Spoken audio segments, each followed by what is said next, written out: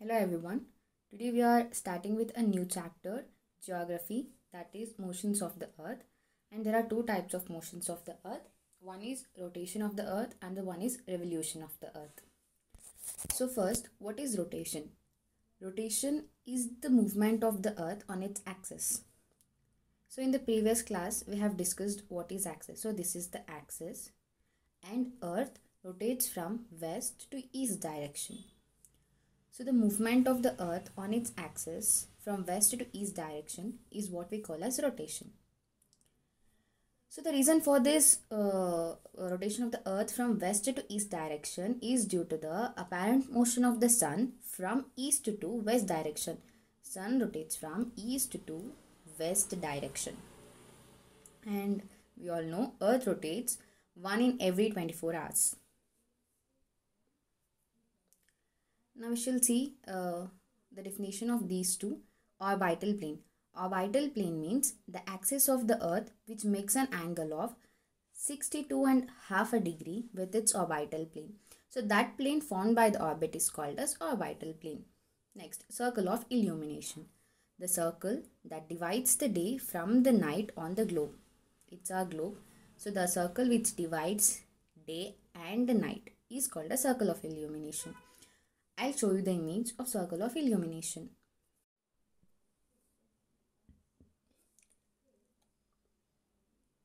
So the part of the earth which is facing towards the sun experience the day, and the part of the sun which is not facing towards the sun experience the night.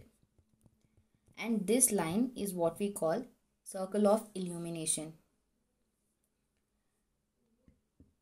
Next topic is revolution of the earth. Before that, we'll see what is leap year. See, earth takes 365 days and 6 hours. 365 days and 6 hours to complete one revolution. So, every 4th year, the fraction of this 6th year from the previous 3 year is cumulated and added as the 29th February, which is called as the leap year.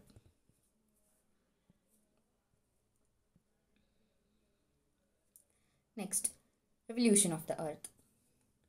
The movement of the earth around the sun in a fixed path or the orbit is called as revolution of the earth. You could see here the earth is moving around the sun in a fixed path. So this movement of earth around the sun in a fixed path is called as the revolution of the earth. See, you will see that on 21st June, the northern hemisphere is tilted towards the sun. The rays of the sun fall directly on the Tropic of Cancer. As a result, these areas receive more heat, and the areas near the poles receives less heat as the rays of the sun are slanting. The North Pole is inclined towards the sun, and the places beyond the Arctic Circle experience continuous daylight for about 6 months. And since a large portion of the northern hemisphere is getting light from the sun, it is summer in the region north of the equator.